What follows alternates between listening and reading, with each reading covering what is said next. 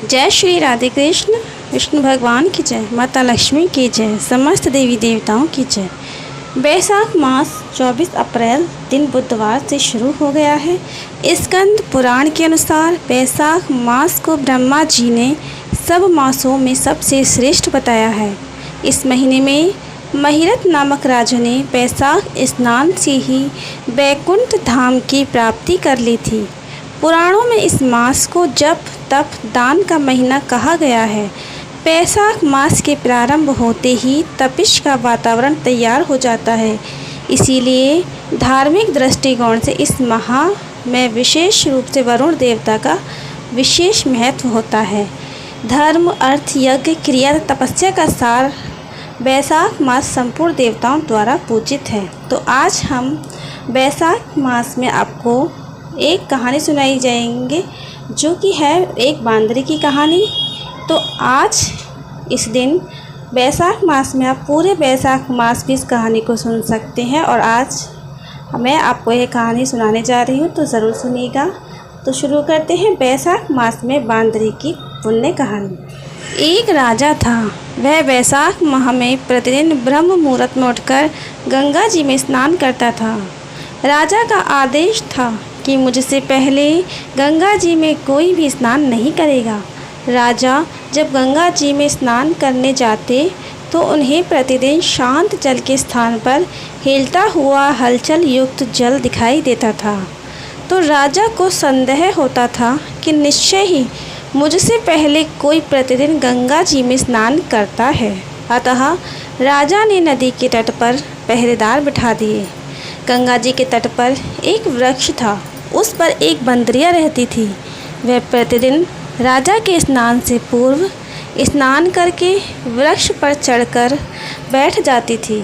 इस प्रकार होते होते पूरा बैसाख माह व्यतीत हो गया, किंतु अंतिम दिन राजा के सिपाही ने देख लिया और उस बंदरिया को पकड़कर राजा के पास ले गए और कहा कि यह बंदरिया आपसे पूर्व प्रतिदिन गंगा जी में स्नान करती है।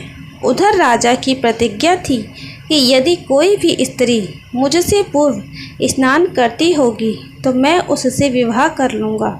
इसलिए राजा को बांदरी के साथ विवाह करना ही पड़ा। बैसाख स्नान के पुण्य से बंदरी के गर्भ ठहर गया। 9 मास पूर्ण होने पर बंदरी ने राजा से पूछा कि शिशु जन्म के समय मुझे क्या करना चाहिए। तब राजा ने महल में एक घंटी लटकवा दी और बंदरी से कहा कि जब तुम्हें दर्द हो उसे बजा देना, मैं संपूर्ण प्रबंध कर दूंगा। राजा की अन्य रानियां भी थीं, उनकी कोई संतान नहीं थी। बांदरी को गर्भ है यह समाचार जानकर अन्य रानियां मन ही मन बांदरी से ईर्ष्या करने लगीं और भावी संतान का नाश करने हेतु विभिन्न योजनाएं बनाने लगी। घंटी लगी देखकर एक रानी ने बंदरी से इसका कारण पूछा तो बंदर ने संपूर्ण वृत्तांत बता दिया। रानी ने बहकाया कि एक बार घंटी बजाकर तो देख लें कि राजा आते हैं या नहीं। बांदरी ने घंटी बजाई तो राजा दौड़े दौड़े महल में आ गए और घंटी बजाने का कारण पूछा। इस पर बंदरी ने उत्तर दिया कि मैंने तो रानियों के कहने पर घंटी बजाई थी। तब रानियों ने राजा से कहा कि यह तो पशु है और ना जाने कितनी बार घंटी बजाएगी। इस प्रकार यह कहकर उन्होंने घंटी को हटवा दिया। कुछ दिनों बाद बंदरी के शिशु जन्म का समय आया तो उसने अन्य रानियों से पूछा कि अब मैं क्या करूं। तब रानी ने कहा तुम आँखों से अपनी पट्टी बांधकर सो जाओ। बंदरी के बैसाख माह के स्नान के पुण्य प्रताप के रूप में एक सुंदर पुत्र हुआ। शिशु के जन्म होते ही उसके रोने से पूर्व ही रानियों ने उसे एक टोकरी में रखकर दासी को दे दिया और आदेश दिया कि इसे नदी में बहाकर आओ और उस शिशु के स्थान पर एक पत्थर रख दिया। राजा को भी कहलवा दिया कि बंदरी ने एक पत्थर को जन्म दिया है। राजा ने सुना तो उन्होंने भी संतोष कर लिया कि जब दूसरी रानियों की संतान नहीं है तो यह बंदरी इसकी क्या संतान होगी। उधर दासी ने उस सुंदर शिशु को नदी में न बहाकर कुम्हार के खंडर में रख दिया। दूसरे दिन कुम्हारिन खंडर में आए तो वहाँ एक सुंदर शिशु को रोते हुए देखा। कुम्हारिन भी नहीं संतान थे। उन्होंने उस शिशु को अपने लिए भेजी गई भगवान की भेंट माना और बड़े प्रेम से शिशु का पालन पोषण करने लगे। कुछ बड़ा होने पर बालक को यह ज्ञात हुआ कि वह रानी बंदरी का पुत्र है, जिसको रानियों ने मरवाना चाहा था। एक दिन वह बालक कुम्हार के बनाए हुए मिट्टी के हाथी घोड़े पनघट पर जा रहा था तो दासियों को देखकर कहने लगा कि आओ रे मेरे मिट्टी के हाथी घोड़े पानी पियो। जब दासियों ने यह बात सुनी तो वह हंसने लगे और बोले, अरे मूर्ख, कई मिट्टी के हाथी घोड़े भी पानी पीते हैं क्या? इस पर बालक ने भी कहा कि कभी बंदरी के भी पत्थर जन्म लेता है क्या? उस बालक की यह बात दासियों ने जाकर महल में कही।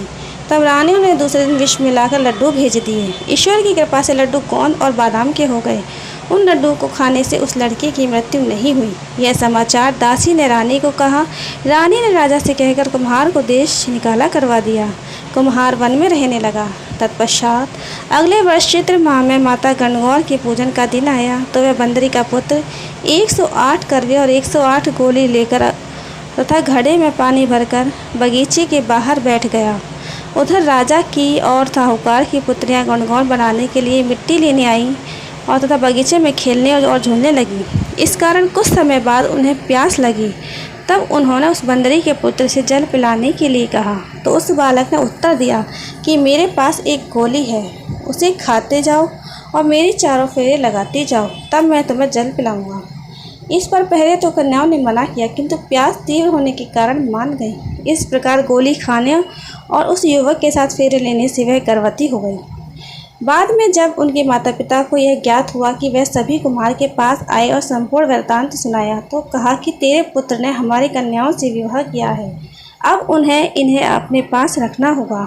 तब कुम्हार ने निर्धन होने के कारण असमर्थता व्यक्त की और 2 कन्याओं के माता पिता ने बहुत सारा धन देकर अपनी कन्याओं को कुम्हार के घर विदा किया और कुम्हार के घर 108 बहुएं आ गईं और कालांतर में उनके 108 पोते ही हो गए। कुम्हार के समस्त नगरी को भोजन हेतु निमंत्रण दिया और राजा को भी बुलवा दिया।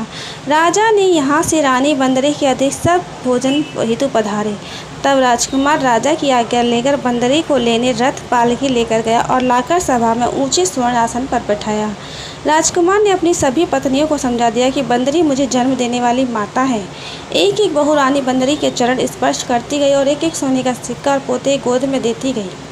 जब राजा ने और अन्य रानियों ने यह सब देखा तो कुम्हार के पुत्र से इसका कारण पूछा तो रानियों को तो संदेह होने लगा कि वह अवश्य ही बंदरी का पुत्र है। इसलिए रानी और रूठकर राजा को कहने लगी, कुम्हार के पुत्र ने हमारा अपमान किया है और बंदरी का सम्मान किया है, अतः हम लौटकर जा रहे हैं। इधर राजा को पुत्र के जन्म का संपूर्ण रहस्य ज्ञात हो गया, इसीलिए उन्होंने रानियों को देश निकाला दिया और अपनी सभी पुत्र और बधू एवं पौत्रों को लेकर महल में आया और राजकुमार का राज तिलक किया। कुम्हार कुम्हारिन को राजकुमार ने महल में रहने के लिए निवेदन किया, किंतु वह नहीं माने। तब राजा ने उन्हें ढेर सारा धन दिया। बैसाख मास का इतना महत्व है कि सबको बैसाख स्नान करना चाहिए। बंदरी ने बैसाख स्नान किया तो उसे राज्य का राज्य मिला, पुत्र मिली, बहुएं मिली और सब कुछ उसे प्राप्त हुआ। ईश्वर जैसे बंदरी को पुण्य मिला, इस प्रकार हमको भी पुण्य देना और इस कथा को पढ़ने वाले को, इस कहानी को सुनने वाले को सभी के जीवन में राज्य हो, सुख हो, समृद्धि हो, वैभव हो, पुत्र हो, पौत्र हो, बहुएं हों और सभी माताएं बहनें सदा सुहागन रहें और इस बैसाख के इस कहानी को सुनने वाले को सभी के घर में सुख और शांति बनी रहे।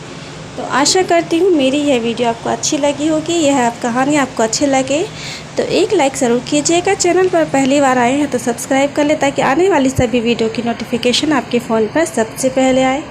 तो मेरी ये वीडियो आपको कैसी लगी कमेंट बॉक्स में ज़रूर बताइएगा। अगली वीडियो में फिर मिलते हैं, तब तक के लिए जय श्री राधे कृष्ण।